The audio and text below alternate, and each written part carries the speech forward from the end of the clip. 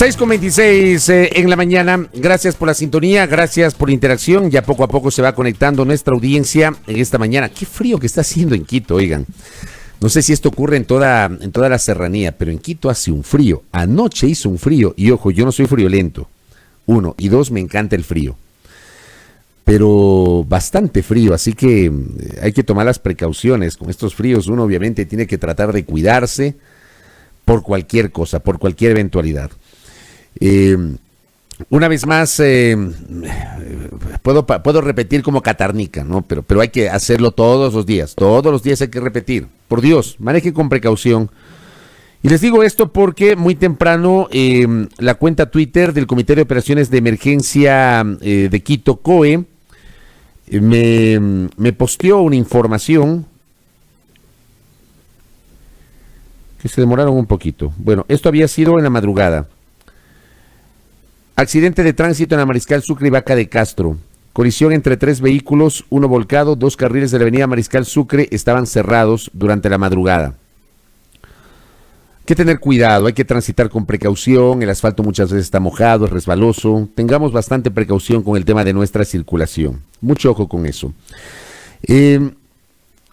También agradezco al portal Petroenergía, @Petroenerca1, que siempre nos comparte información vinculada al comportamiento del precio del petróleo, a los temas de la energía, a los temas hidrocarburíferos. El día de hoy, atención, al día de hoy, parece noticia de Día de Reyes, ¿no? Parece noticia de Día de Reyes. Al día de hoy, 6 de enero del 2021, y corríjame si estoy equivocado porque me parece que esta es la primera vez en mucho tiempo que el precio del petróleo supera la barrera de los $50. Al día de hoy, el precio del barril de petróleo se ubica en $50.42 el WTI, que sirve de referencia para el petróleo ecuatoriano. Ha superado el día de hoy el petróleo ecuatoriano la barrera, el petróleo WTI, que sirve de referencia, insisto, para el crudo ecuatoriano, la barrera de los $50. Deberían ser buenas noticias desde el punto de vista de los ingresos fiscales, pero como les he dicho varias veces, daría la impresión de que esto se queda corto, tomando en cuenta la liberalización del precio de los combustibles, este esquema de bandas, y que el precio del petróleo está directamente atado, o mejor dicho, el precio de los combustibles está directamente atado al comportamiento del precio del petróleo. O sea, si se dispara el precio del petróleo, evidentemente van a subir los precios de los combustibles. Acá en el Ecuador habría que ver cómo funciona este sistema de bandas, pero es lo que está pasando, ¿no? Quería contarles esto, que es una información fresquita que nos acaba de llegar, que nos acaba de compartir. Como digo, esto en teoría siempre habían sido buenas noticias, ahora no sé qué tanto sea porque ya no está subsidiado el galón de la gasolina. Así que acá nos dicen bajar el precio de la gasolina. No, sube el precio de la gasolina. Con el aumento del precio del petróleo sube el precio de la gasolina. Y por eso establecieron el sistema de bandas. El argumento del Ministerio de Energía es que ese sistema de bandas permite que, aunque suba mucho el precio del petróleo, no suba tanto el precio de la gasolina. Pero el efecto es ese, va a subir el precio de la gasolina. Mientras sube el precio del petróleo, sube el precio de los combustibles. Ese es el efecto directo. Muy bien. Siempre Quito es frío, dice una delicia, Scarlett Pazmiño. Así mismo. Nos saludan desde Azogues. Acá nos quejamos del frío en Quito, ¿ah? En Canadá, Raúl Román nos dice, estamos a menos 15 grados. Así que no nos quejemos. Manuel Rivas nos pregunta, ¿en cuánto quedarán los combustibles? No lo sabemos porque se aplica una fórmula matemática con base en ese sistema de bandas por parte justamente de las autoridades del sector petróleos. Habría que ver qué pasa con la gasolina extra y con el diésel fundamentalmente. Que el diésel ha estado experimentando unos incrementos de centavito en centavito, que aparentemente ha resultado imperceptible, pero había que preguntar si es cómo lo han sentido los transportistas y los propietarios de vehículos que utilizan diésel. Aquí en el Ecuador el diésel es muy barato comparado con otros países, pero se ha ido incrementando de centavito en centavito en los últimos meses. Ya mira, nos pregunta qué ha pasado con nuestra señal en Manabí. Tenemos dificultades técnicas, esto ya sale de las manos de quienes hacemos este espacio de noticias. Entendemos que técnicamente se está procurando resolver, pero con Manabí estamos con dificultades en nuestra frecuencia 88.5, así que no es que hemos migrado de frecuencia. Estimado Jan Mera, quédese nomás en la transmisión de Facebook Live, haga el esfuerzo y ahí de paso nos mira, no solamente nos escucha. Le envío un abrazo a la distancia. Bueno, entremos en materia con algunos temas. Yo eludí abordar el tema que voy a comentarlo ayer, que voy a comentarlo en este momento, eludí abordarlo ayer, lo escribí durante la noche del lunes, es algo que ocurrió el lunes en la mañana, que a mí, créanme, me ha generado muchísima incomodidad. Quienes me conocen, quienes son muy cercanos a mí y saben de mis pocas virtudes y de mis múltiples defectos, saben perfectamente que dentro de los múltiples defectos que puedo tener, y voy a utilizar un término muy coloquial, les pido disculpas, que no les dé calambre al oído. Y perdón que lo diga, pero yo no soy mala leche, no, para nada. Soy incapaz de hacerle daño a alguien y mis cercanos lo saben cuál es mi forma de ser. Con todos mis defectos que tengo, yo soy incapaz de premeditadamente hacer daño a alguien. Soy como soy. O sea, en mi vida diaria soy como soy aquí en el micrófono, sin ningún tipo de máscaras, si me permiten utilizar el término. El mismo tipo que habla en este momento detrás de este micrófono es el que escribe en el Twitter, es el que a ratos tiene programas de televisión, es el que tiene el programa digital de la tarde. Soy yo, así soy yo. Así como me conocen, como ven a mí, ustedes, así soy yo. Y no soy pues de los que pretende publicar cosas para hacer daño a la gente. Pero sí me ha causado incomodidad, indignación, molestia, decepción, desazón. ¿Qué pasó el día lunes? Que creo yo debería ser una lección para aprender. Digo, la vida muchas veces pone en el camino experiencias, situaciones que deben servir para el aprendizaje diario. Para que aprendan los funcionarios, para que aprendan las autoridades, quienes llegan a ser parte del poder político de este país, quienes llegan a ocupar un cargo público, quienes conforman equipos de comunicación y quienes lideran una línea comunicacional de una institución y manejan la comunicación de una autoridad. El día lunes sabrán los protagonistas de esta telenovela. Terminó siendo una payasada. Sabrán si fue un error de buena fe, sabrán si lo hicieron premeditadamente, ellos sabrán. Ellos sabrán. Pero el día lunes aquí tuvimos una entrevista, la hizo Silrat, con una autoridad municipal. Y resulta que pocas horas después nos dimos cuenta que la persona a la que entrevistamos no era la autoridad municipal, sino que era otra persona. De la misma institución, pero no era la persona a la cual presentamos nosotros como la vocera a la cual estábamos entrevistando. Y aquí se nos engañó, se dijo que estaban las dos juntas, que supuestamente la autoridad tenía problemas de conexión, pero que se estaba conectando a través de la cuenta Zoom de la otra persona. O sea, una explicación que parecía lógica. Se olvidan que este programa de noticias sale en video. Ubican a una funcionaria con una mascarilla enorme que le tapa el 60% del rostro, con una mascarilla y unos lentes.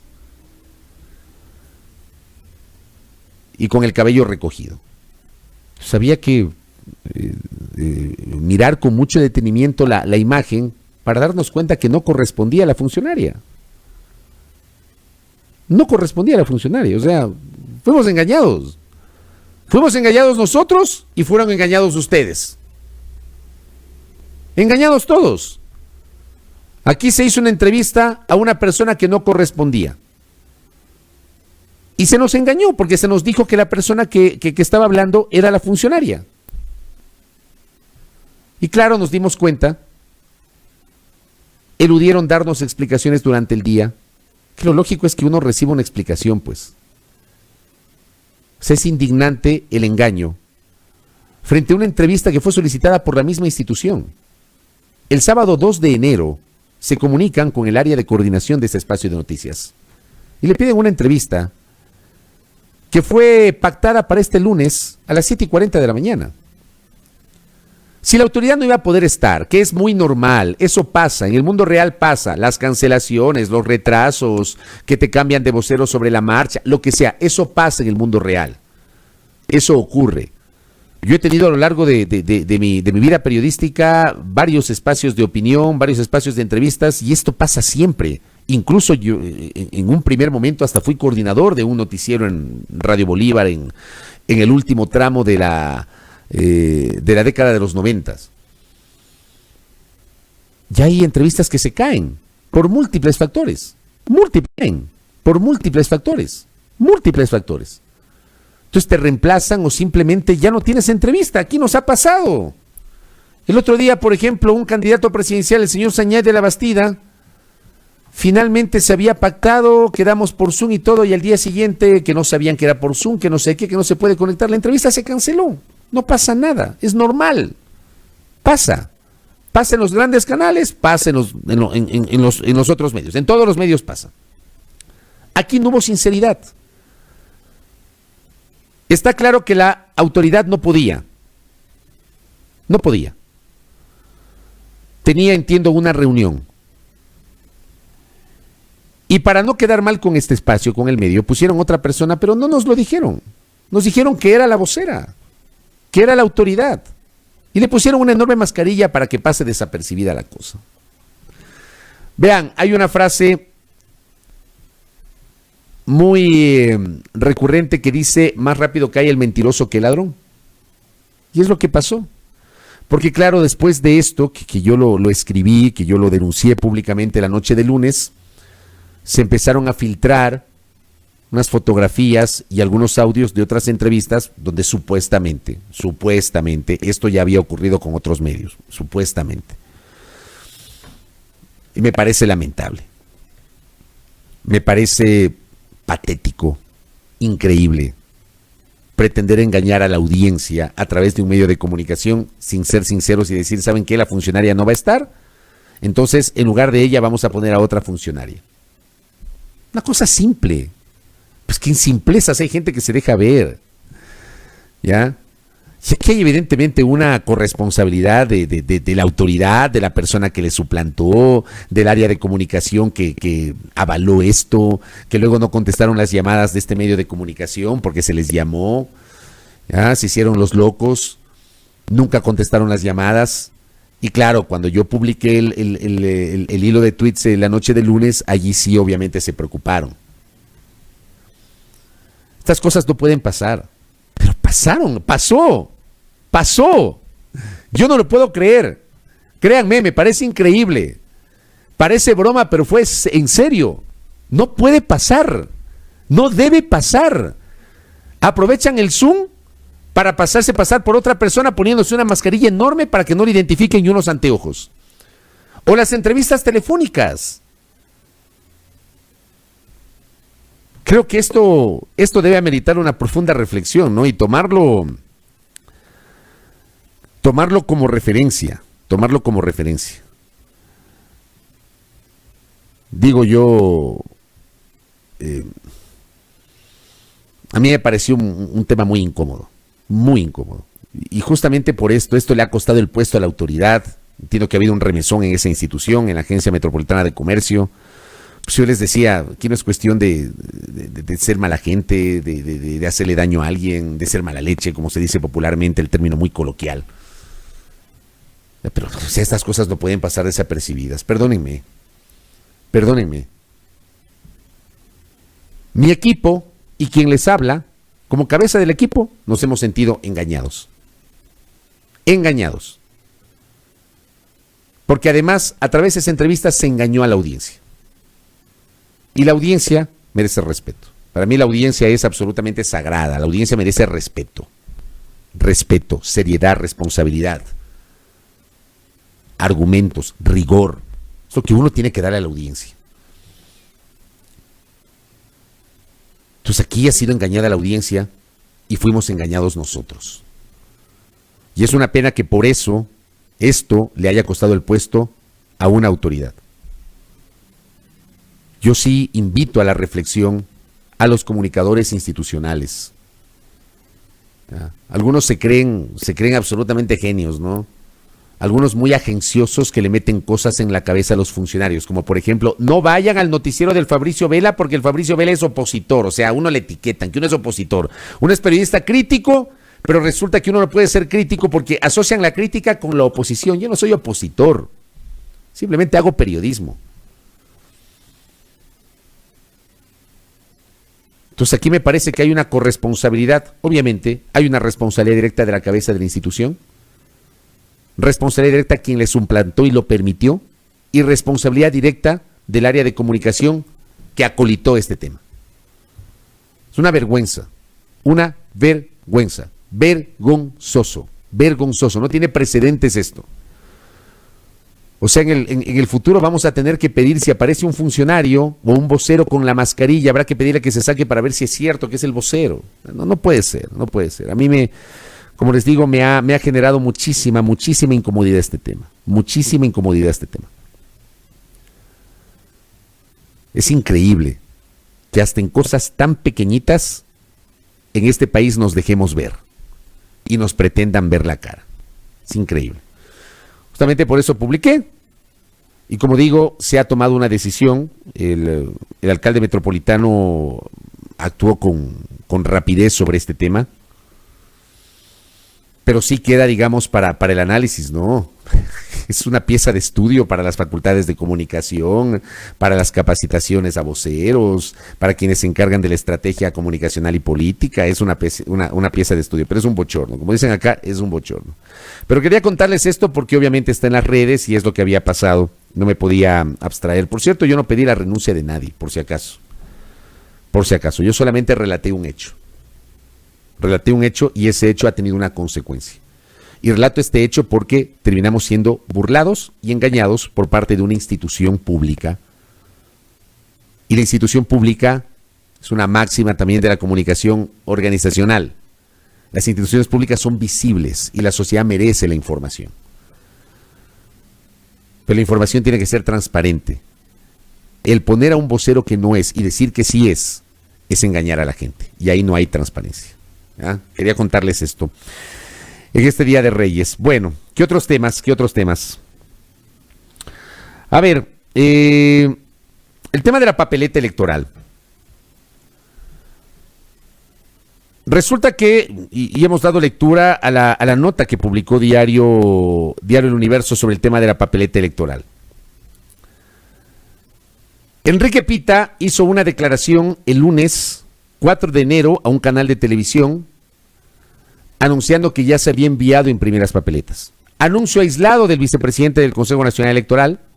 No hubo un anuncio oficial formal por parte del Consejo Nacional Electoral. O sea, estas cosas, yo a veces quisiera entender cómo se manejan algunas autoridades. Estas cosas deben ser manejadas de un modo más formal, muchísimo más formal. No a través de una declaración aislada en un medio de comunicación específico, sino a través de una comunicación mucho más global, mucho más seria, con mayores argumentos, porque nosotros en el Ecuador hemos vivido los últimos 2 o 3 meses una constante inestabilidad asociada al proceso electoral. Desde la convocatoria mismo a las elecciones. El pasado 17 de septiembre, luego tuvimos del 18 de septiembre al 7 de octubre la inscripción de candidaturas. Hubo candidaturas que hasta diciembre no habían sido calificadas. Desde el 8 de diciembre tenemos 16 binomios calificados en firme, desde hace casi un mes. 16 binomios calificados en firme y uno que fue inadmitido, que es el de Libertad es Pueblo. Pero en el juego entró la situación de justicia social. Entró allí en el juego la situación de justicia social. Y obviamente entró en el radar la eventual candidatura de Álvaro Noboa Pontón. Hubo un conflicto jurídico, político-jurídico, entre el Consejo Nacional Electoral y el Tribunal Contencioso Electoral. Los jueces del Tribunal Contencioso Electoral advirtieron que había desacato por parte del CNE respecto de la sentencia del 30 de octubre que le restituyó la vida jurídica a Justicia Social y que dispuso medidas de reparación. Y luego hubo un auto de ejecución del día 8 de diciembre, a través del cual el Tribunal Contencioso Electoral le exigió al CNE que cumpla la sentencia del 30 de octubre. ¿Se acuerdan? Y resulta que aquí en este espacio hubo declaraciones del presidente del Tribunal Contencioso Electoral, Arturo Cabrera, del juez del Tribunal Contencioso Electoral, Ángel Torres, en clara polémica con el Consejo Nacional Electoral. Y aquí en este espacio tuvimos la oportunidad de dialogar con el consejero José Cabrera, que ha sido el único de los consejeros del CNE con quien hemos podido dialogar en las últimas semanas, igualmente en clara postura contradictoria a la posición del Tribunal Contencioso Electoral. Y hubo la presentación de una denuncia por parte del Movimiento Justicia Social contra 4 de los 5 consejeros del CNE, y hubo una resolución del CNE en contra del Tribunal Contencioso Electoral, el CNE advirtiendo que el Tribunal Contencioso se extralimitó en sus funciones y atribuciones, la presentación de una demanda de conflicto de competencias ante el Tribunal, ante la Corte Constitucional, la presentación de una denuncia por parte de 2 consejeros del CNE, Luis Verde Soto y Enrique Pita, contra los jueces del Tribunal Contencioso Electoral por prevaricato. ¿Se acuerdan? Todo esto, una telenovela, ¿ya? Que se armó en diciembre. Pero resulta que después de toda esta telenovela, el 24 de diciembre en la mañana, como regalo de Navidad, los presidentes del Tribunal Contencioso Electoral y del Consejo Nacional Electoral, tras una reunión, le dicen al país: señores, ratificamos que las elecciones serán el 7 de febrero. Pero no le explican al país qué iba a pasar con el tema de justicia social. Y desde allí no se ha explicado el tema de justicia social. Entonces le han tenido al país en ascuas, sin saber si efectivamente mandaron o no imprimir las papeletas. ¿Qué va a pasar con la eventual candidatura de Álvaro Noboa Pontón? Que yo he dicho, ese también es un comentario aparte. Ya, lo de Noboa es inentendible. Pero jurídicamente es un tema que no terminó de aclararse.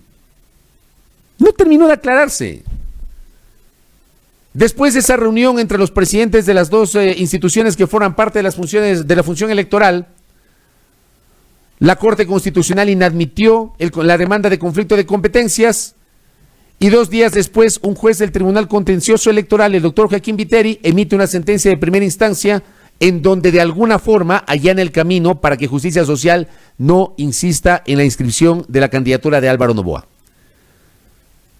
Pero de primera instancia, que luego fue sujeto de aclaración y de ampliación, y que entiendo que todavía hay recursos jurídicos. O sea, estas cosas no las entiendo. No comprendo. ¿Por qué si todavía hay recursos o si ya se evacuaron los recursos? ¿Por qué no lo explican? O sea, no hay una formalidad en la información. No existe esa formalidad por parte de las autoridades. Y se genera el lunes en la mañana una declaración aislada del vicepresidente del Consejo Nacional Electoral en un canal de televisión que dice: señores, ya mandamos imprimir las papeletas.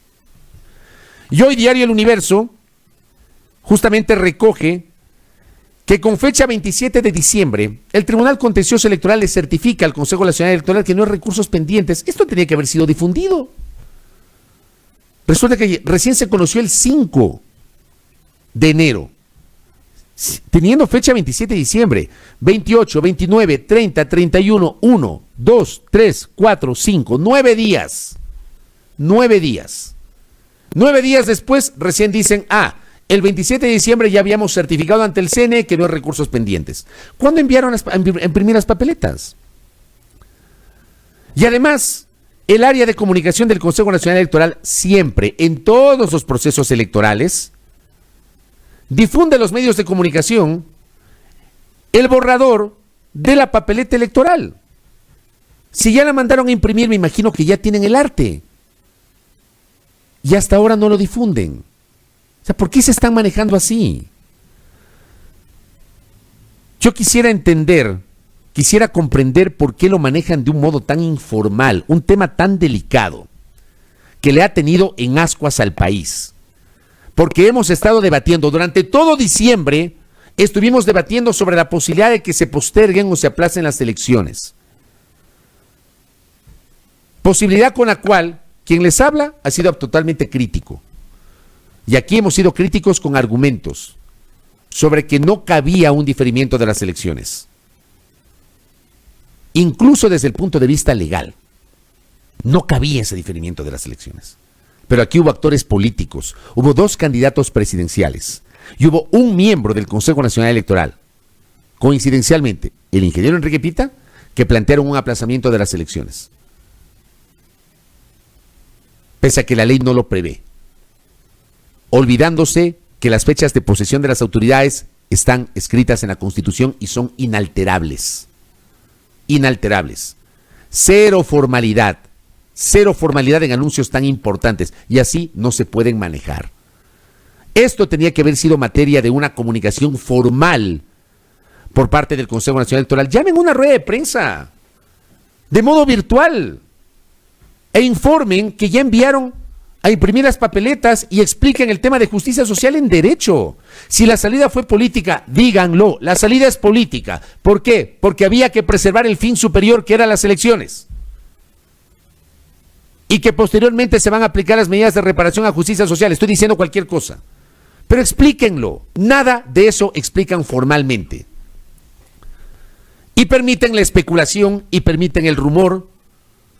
Y claro, aparece la gente de justicia social también generando advertencias, amenazas jurídicas en ese sentido.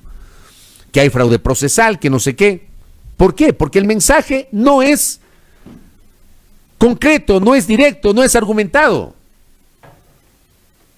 No es un chiste lo que está ocurriendo en el Ecuador. Están organizando las elecciones presidenciales. Están organizando el proceso a través del cual el domingo 7 de febrero Ecuador va a elegir nuevo presidente o presidenta y nueva Asamblea Nacional. No es un chiste. Y no es un chiste porque durante todas las últimas semanas las elecciones han estado en riesgo por todos estos problemas jurídicos y políticos que hemos conversado con ustedes casi a diario. Entonces parece que se están burlando de los ciudadanos, parece que se están burlando del país. Falta formalidad en el anuncio. Amable audiencia, estas cosas deben ser formales. Formales. Entonces uno se entera por una declaración de una autoridad que no es el presidente, no es la presidenta del CNE, que ya ha mandado imprimir las papeletas. Entonces estas cosas son impresentables. Como también es impresentable si el radio lectura a la nota de Diario Expreso. O sea, ahora quieren ampliar el horario de las elecciones. Primero déjenme contarles, distinguidos políticos, candidatos, ya, pseudolíderes de opinión, lean el Código de la Democracia. El horario de las elecciones está en la ley. En la ley. Y la única institución que puede interpretar la ley, ¿saben cómo se llama? Asamblea Nacional. Solo la Asamblea Nacional puede interpretar la ley. Pero en este caso no hay nada que interpretar. Porque las leyes se interpretan cuando hay oscuridad, cuando hay confusión. ¿Qué confusión puede haber si la ley dice que las elecciones son de 7 de la mañana a 5 de la tarde? ¿Qué oscuridad puede haber en eso? No cabe interpretación. Resulta que el Consejo Nacional Electoral le ha enviado un pedido a la Procuraduría para que se pronuncie sobre la posibilidad de ampliar el horario de votación. Aquí tiene que pronunciarse el procurador. Yo no lo entiendo. Perdóneme, no soy abogado, aplico mi sentido común.